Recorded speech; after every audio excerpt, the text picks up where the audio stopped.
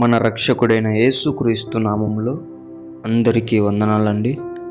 ఈరోజు దేవుని మాటలు హోషేయ గ్రంథము 7వ అధ్యాయము 15వ వచనము.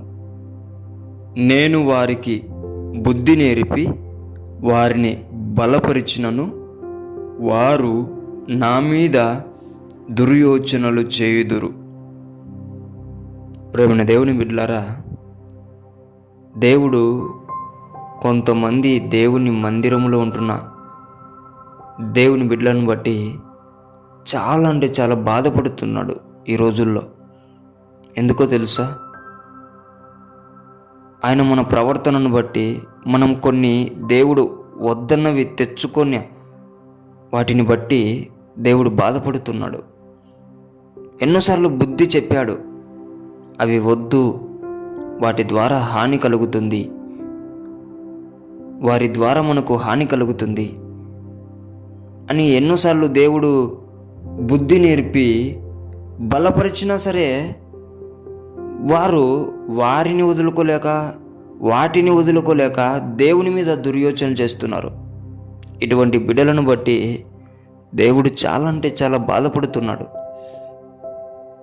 దేవుని బిడ్డ, నీవు ఆ లెక్కలో ఉంటున్నావేమో ఒకసారి పరిశీలన చేసుకో. దేవుడు వద్దన్నది నీవు చేస్తుంటే దేవుని బిడ్డ, నీ జీవితము ఎలా ఉంటుందో ఒకసారి ఊహించుకో. నీవే క్వశ్చన్ మార్క్ వేసుకో. దేవుడు వద్దన్నది వదిలేస్తే దేవుడు ఎలా వెలిగిస్తాడో, ఎంతలా వెలిగిస్తాడో ఒకసారి నీ ఊహకే ఆలోచించుకో.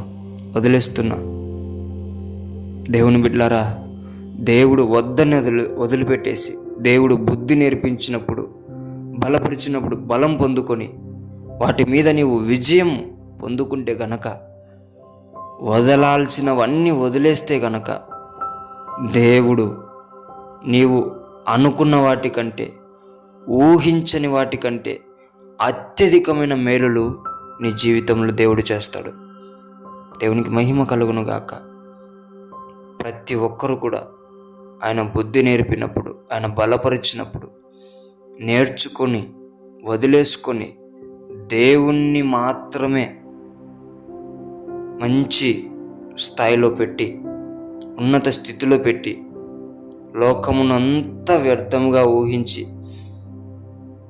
ఆయనను మాత్రమే, ఆయనకు మాటకు మాత్రమే విలువనిచ్చి నడిచే బిడ్డలుగా మనమందరం తయారవ్వాలని దేవుని పేట మనవి చేసుకుంటున్నాను.